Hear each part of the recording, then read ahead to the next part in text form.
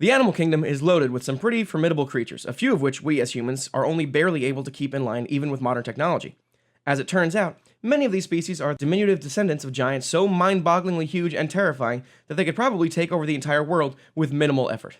Meganeura were enormous dragonfly-like insects with wingspans the length of an average toddler. Sure, toddlers is a weird way to measure things, but the important takeaway is that this makes them among the largest flying predatory insects in the history of the world.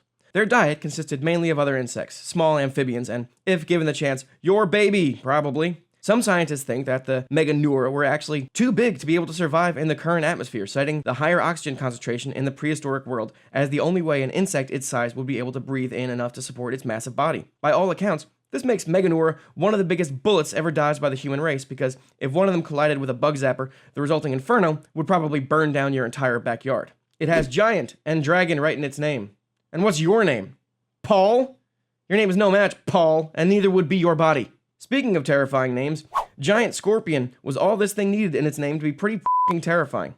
Jackalopeterus raineray, the largest bug on record, managed to up the ante by being an ancient giant scorpion from beneath the waves. It may just be us, but that makes it way worse somehow. Scorpions are already terrifying enough when they look like small, angry bug tanks. You don't need to up the ante by making them giant and able to sneak up on us from below, Jaws style. Giant sea scorpions lived in freshwater lakes and streams, unleashing all 8 feet of its anthropotic rage on unsuspecting victims. And wait, 8 fucking feet? Jesus H, scorpion Christ, okay. Though referred to as a sea scorpion, it was really more of an oversized lobster, a fact that does nothing to decrease its hideousness. Or its claws, which were the size of a grown man's head. Did we mention the claws? Well, there are claws, and again, they're perfectly sized to wrap around your head. We already depend on freshwater as an alternative to swimming in the ocean, because rivers tend to be relatively free of massive lurking predators. Having 6 or 7 prehistoric death lobsters crawling around in the silt would seriously affect the wow factor of that weekend at your uncle's lake house. Also, the amount of food a scavenging beast like the giant sea scorpion would need to consume would reduce fishing trips to a level of boredom the human mind can barely comprehend.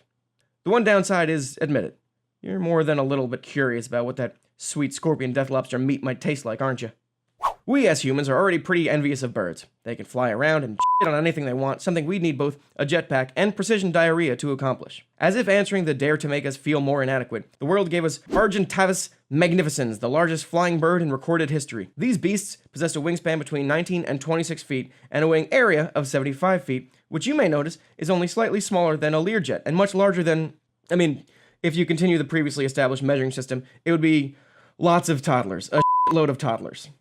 In addition to its staggering size and 240-pound weight, the bird is believed to have swallowed prey as large as cattle in one fell swoop. Backyards would not be fenced, they'd be caged. Blue skies wouldn't be a beacon of hope so much as a grim reminder of your own mortality. Say goodbye to bicycles, convertibles, and outdoor sporting events. When birds the size of a Volkswagen are patrolling the skies, anything that doesn't involve a Skyraptor resistance-proof roof over your head officially falls under the category of not f***ing worth it. Half of the gross national product would need to be devoted to the construction of giant scarecrows, which, depending on how gullible they were, would only work on the birds who'd seen Voltron. The early bird catches the worm, but this bird never sleeps, and you're the worm, Paul! Really? I need to explain why a giant shark is scary? Alright, fine. The largest fish in the ocean today that we know about is the whale shark, and while the name is certainly impressive, the animal itself is far more like Fat Albert of the sea, benevolently swimming along and wreaking havoc on precisely nothing it encounters. Much more impressive was the megalodon, the largest fish in history and the star of more made-for-cable movies than Lorenzo Lamas and Casper Van Dien combined. At 70 feet long, this magnificent bastard was more than 3 times the size of an average great white shark and large enough to swallow an average sedan. Again, the upside of their extinction seems self-evident because you know how you're already scared of sharks? But okay, we'll play along.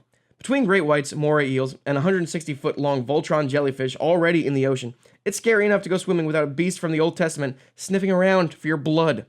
The largest anaconda on record stretches a considerable 27 feet at its proudest moments. However, its ancestor, titanoboa ceratogenesis, yes, it is actually called the titanoboa, grew to lengths anywhere between 40 and 50 feet, weighed in at 2,500 pounds, and could probably crush you to death with a harsh glance.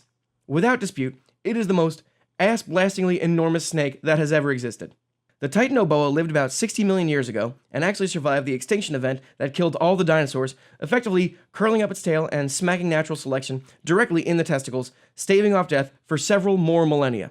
Despite the unmitigated supervillain awesomeness of its name, the titanoboa could probably eat the entire student body of an elementary school in an afternoon. Hey, look at that. We're back to measuring terrifying things in amount of children. Full circle. Hey, thanks for watching that video. If you want to subscribe, hit that big C in the middle, and if you want to watch more videos, hit one of the 2 boxes on the right. Also, don't forget to hit the notification bell icon below, so YouTube will notify when we have a new video.